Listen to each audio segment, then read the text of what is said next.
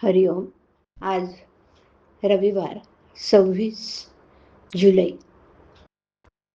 2026 आषाढ शके 1948. सद्गुरू ब्रह्मचैतन्य गोंदवलेकर महाराज यांच्या प्रवचनाचा आजचा हा भाग ऐकूया. साधन चतुष्टय.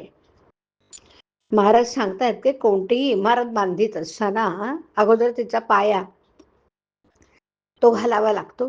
त्याप्रमाणे परमार्थ साधण्यासाठी अगोदर साधनांचा पाया घालावा लागतो. शास्त्राने 4 प्रकारचं साधन सांगितलं आहे. प्रथम, नित्यानित्य वस्तू विवेक करावा. अनित्य जो विषय त्याच्या बाबतीत आपण उदास व्हावे आणि नित्य जो भगवंत त्याच्याकडे लक्ष द्यावं. नंतर या जगातल्या किंवा स्वर्गातल्या भोगाची वासना नाहीशी करावी. हे दुसरं साधन होय. आपलं मन बाह्य विषयाकडे धाव घेतं, तिथून त्याला खेचून आणावं आणि भगवंताकडे लावावं. आपण चूक केली नसतानाही कोणी जाच केला तरी शांतपणे सहन करावं.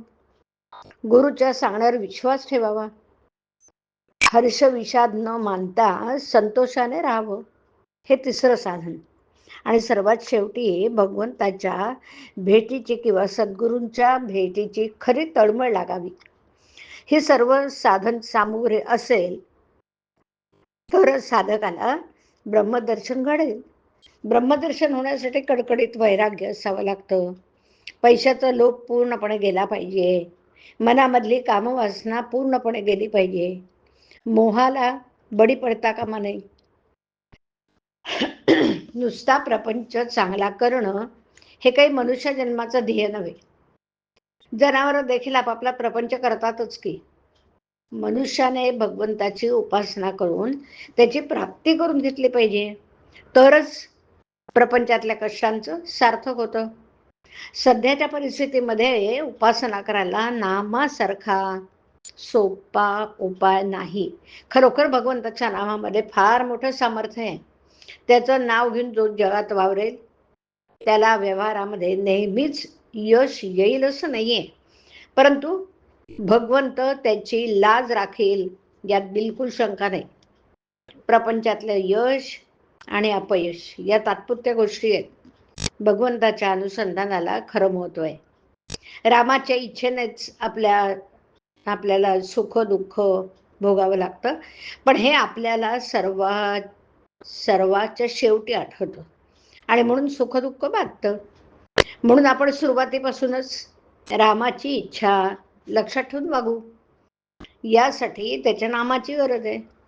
प्रपंचाची तऱ्हा अशी असते की आज सुख झालं म्हणून जरा बरं वाटलं की लगेच उद्या दुःखाचं ताट पुढे वाढून ठेवलेलं असतं.